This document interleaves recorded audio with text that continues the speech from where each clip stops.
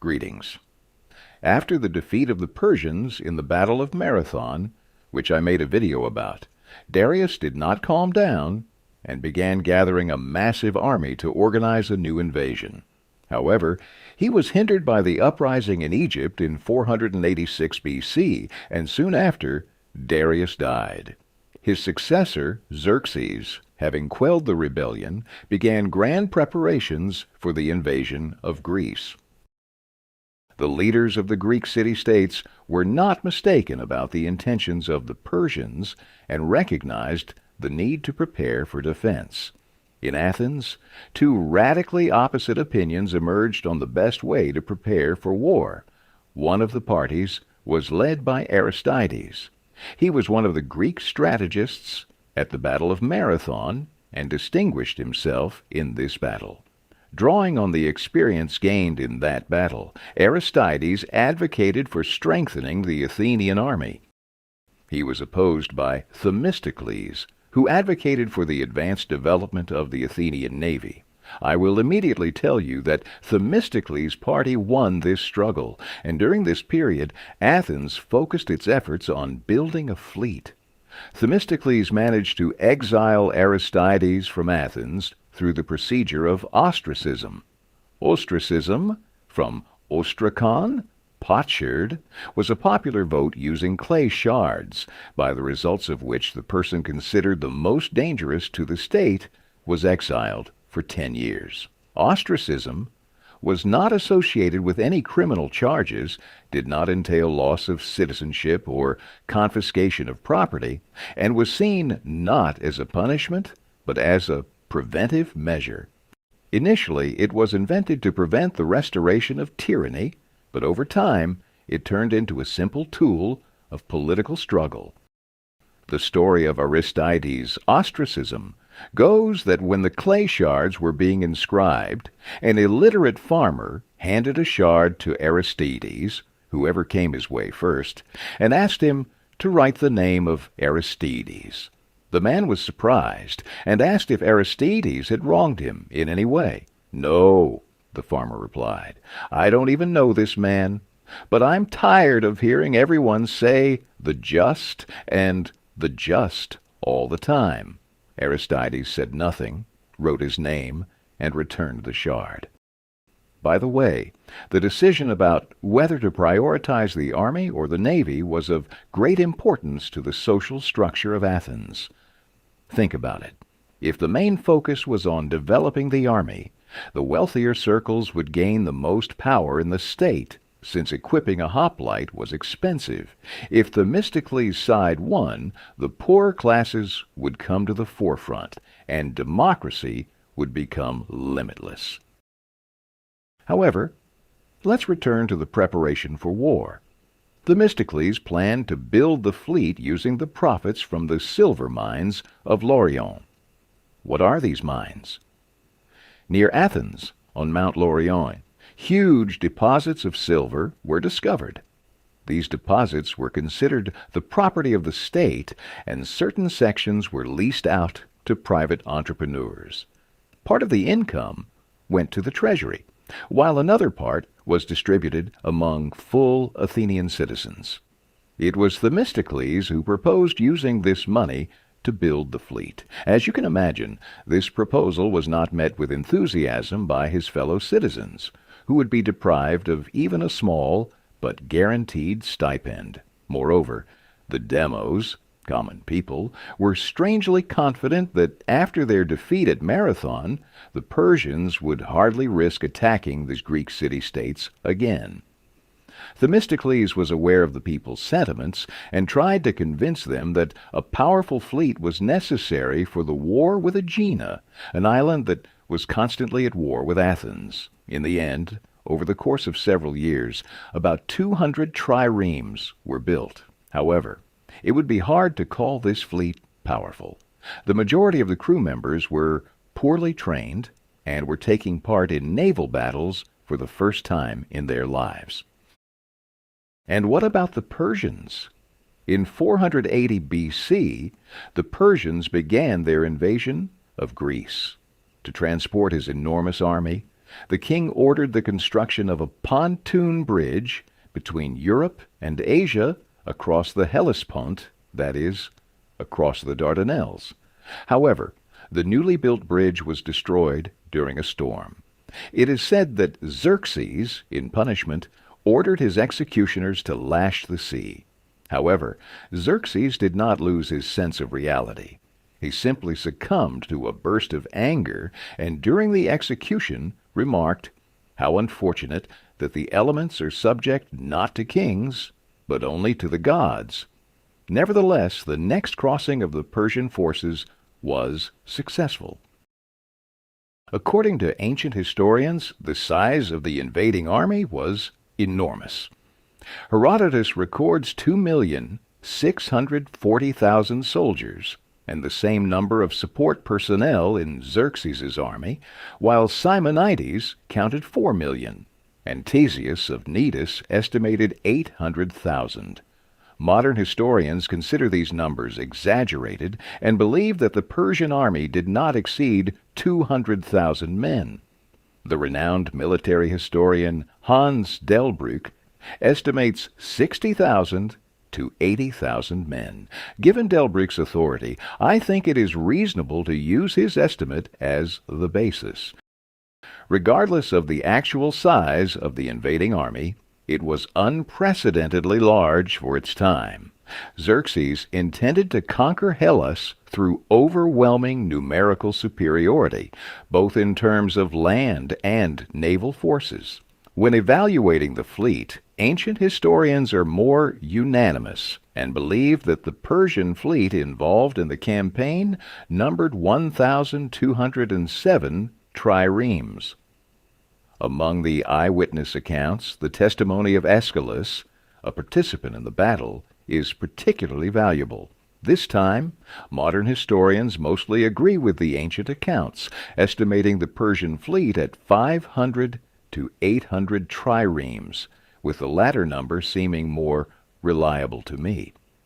After crossing, Xerxes advanced his army towards Greece along the Aegean coast.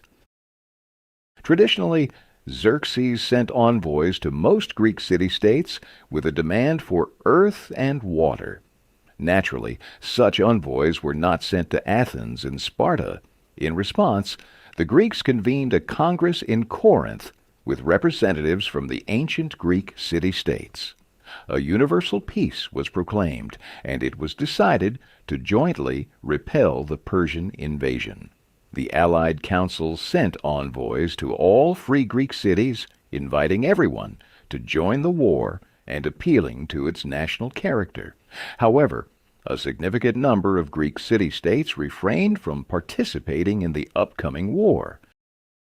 Representatives of the Peloponnesian city-states suggested concentrating all forces to defend the Corinthian isthmus and relocating the residents of Athens and other cities outside the Peloponnese.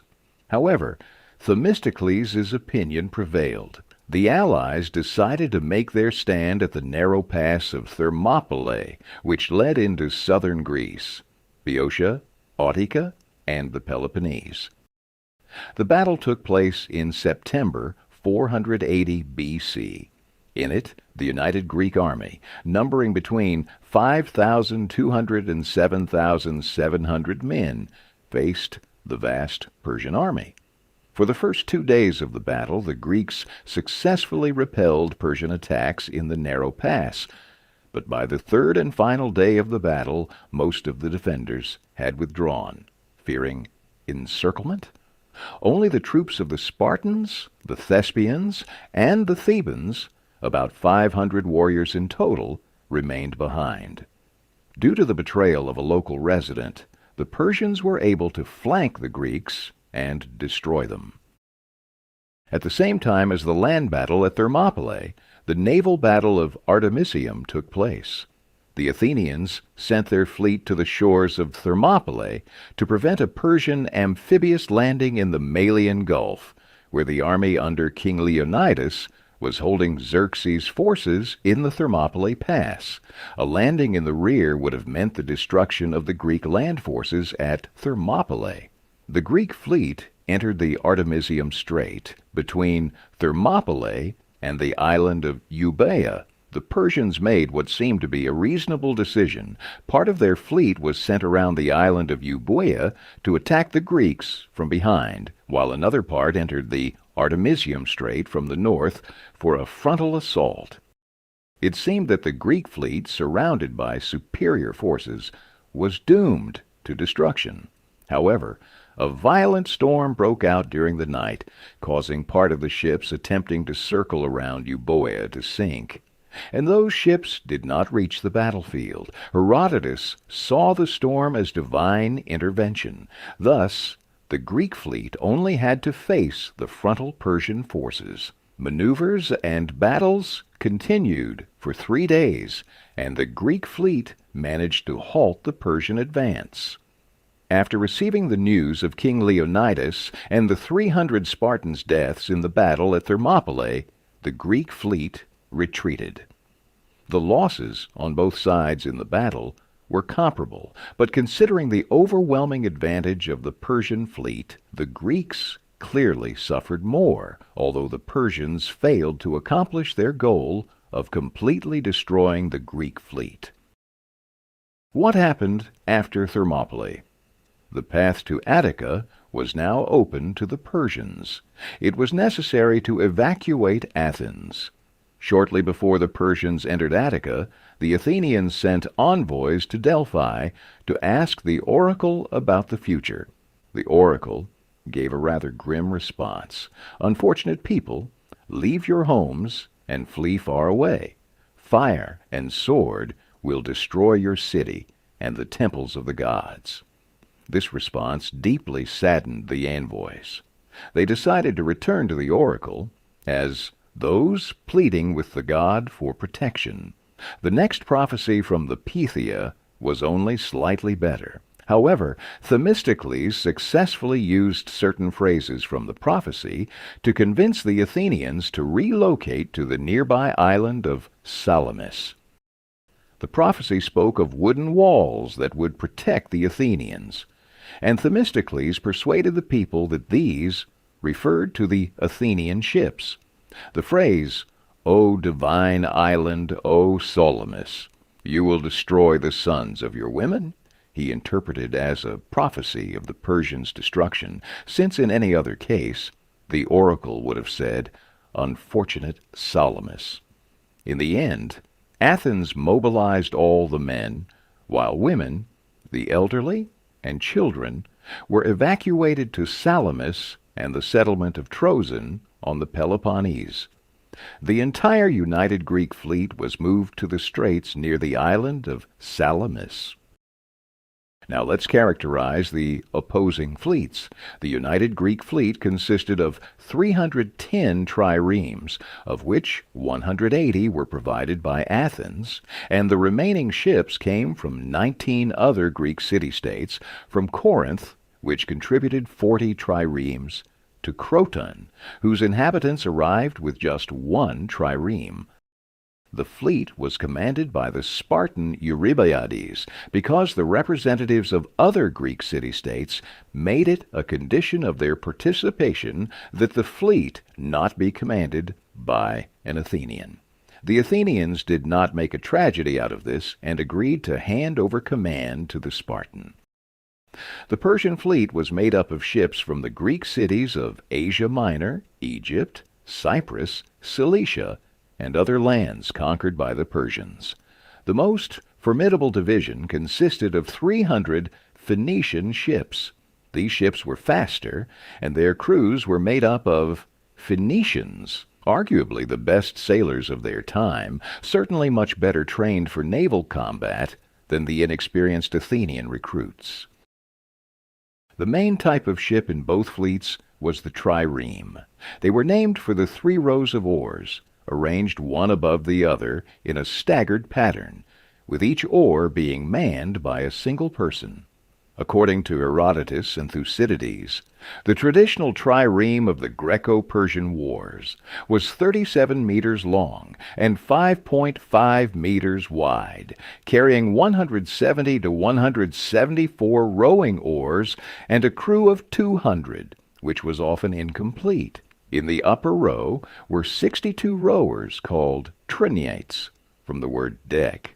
In the middle were 54 zigites, and in the lower row were 54 talonites. The ship also had 2 masts, the main mast, and a smaller foremast with square sails. Steering was accomplished using 2 steering oars at the stern, one on the left side, one on the right. During a journey, only 1 set of oars was used, but when the wind was favorable, sails were set. The forward sail allowed the ship to partially make use of the side wind as well. The speed during a journey usually reached 4 to 5 knots. In battle, the trireme sailed without sails, with masts lowered, and used all the oars, reaching a speed of 8 knots. To explain, a knot is the speed at which a ship travels 1 nautical mile, 1,852 meters, per hour. Multiply this number by 8, and you get the speed of these ships in battle. The primary task was to ram the enemy ship in its side or stern, or break its oars by passing alongside and sweeping in the trireme's own oars. On board for boarding actions, there were a number of marines, epibatae. In the Battle of Salamis, each Athenian ship was registered to carry 14 hoplites and 4 archers, usually Scythian mercenaries. Greek triremes were slightly heavier than the Persian ones. An analysis of the fleets leads to the conclusion that, in open combat, the Greek fleet would inevitably have been defeated. The chance for victory arose only if the Greeks could lure the Persians into a battle in the narrow Salamis Strait. Firstly, this would deprive the Persian fleet of maneuverability, and the skill of the Phoenician sailors would lose its significance. As I have already noted, Greek triremes were heavier than Persian ones, and therefore less maneuverable. In open sea, this would have given the Persians an advantage, but in narrow straits, the greater weight of the Greek triremes made them more stable and less vulnerable to ramming.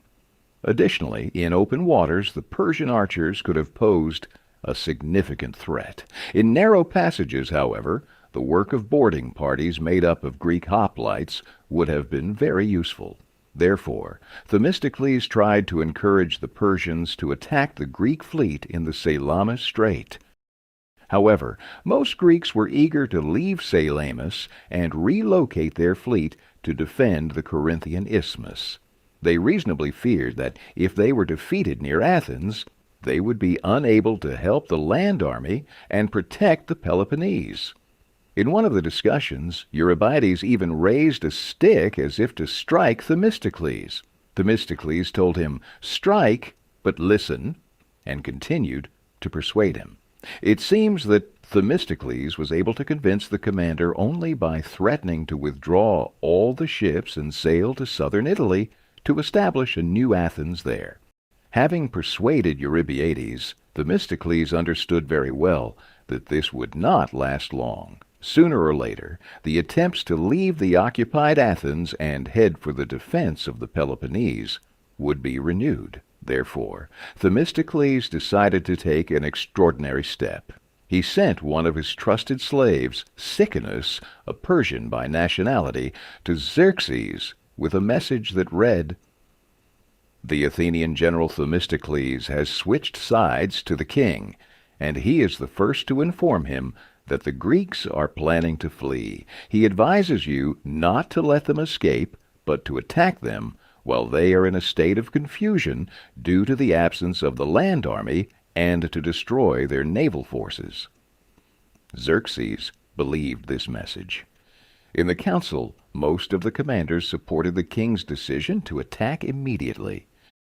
Only the ruler of Caria, Artemisia I, opposed this decision. In her opinion, Xerxes should not take any action at that moment. The the Greeks would surely retreat to the walls of Corinth, where they would be easily defeated. Her advice was sound, but unfortunately, or fortunately, Xerxes did not follow it. It was decided to attack the Greek fleet immediately. The island of Salamis is located at the entrance to the Eleusinian Bay. There are two narrow channels around the island, each of which could easily be blocked. The Persians blocked the western entrance with their Egyptian ships and sent most of the fleet into the wider eastern channel. The Greek fleet was anchored in the bay of the island, inside the eastern channel. The Persians formed 3 lines at the entrance to the channel. On the mainland nearby, a throne was set up from which Xerxes could observe the battle. On September 28, 480 B.C., the Persian fleet began its advance through the eastern channel, with the Phoenicians leading the way. The width of the channel was about 4 miles. However, the Greek ships did not engage in battle and retreated, leading the Persian fleet further into the narrowing channel. They retreated, even risking running their triremes aground, and when the width of the strait was reduced by half, one of the Greek ships attacked the Persians. Other Greek ships waiting in the bay ambushed the Persians from the left flank. The leading Persian ships slowed down, and they were pressed from behind by ships from the second line. In this tight space, the Greeks acted very effectively, and the Persians lost several hundred ships. Herodotus tells a tragicomic incident involving Queen Artemisia, when her ship found itself in a hopeless position between several Greek ships. She decided on an extraordinary step and ordered her captain to attack a Persian ship. The trierarch of the Athenian trireme, according to Herodotus, either mistook Artemisia's ship for a Greek one, or thought that her ship had deserted the Persians and switched to the Greek side, and thus stopped pursuing her. She was lucky. The king himself was directly observing the battle at that moment, and since the sinking ship was mistaken for an enemy vessel, Xerxes was impressed by her action. Herodotus conveys his words about Artemisia: "My men have turned into women, and my women have turned into men." The Greek victory, however, was far from decisive, and they expected the battle to continue. But Xerxes feared that the Greeks might send their fleet to destroy the bridges in the Hellespont. Themistocles anticipated the king's fears and sent a spy to Xerxes with the message that the Greeks intended to destroy the bridges. Xerxes was forced to send his fleet to guard them. In addition to the concern of being cut off from Asia, the king had another motive calling him back to his homeland. The news of the major defeat of the Persian fleet could easily cause unrest within the Persian state, and in the absence of the king, it could have led to major uprisings among the peoples conquered by the Achaemenid Empire. Thus, as a result of the victory at Salamis, the Greeks achieved the evacuation of the Persian fleet from the battlefield. Xerxes wanted to withdraw the land army as well, but his general Mardonius persuaded him to leave part of the land forces behind to continue the war. Only after the crushing Greek victory at the Battle of Plataea in 479 B.C. was the Second Greco-Persian War concluded. The Greek city-states had defended their freedom. Goodbye.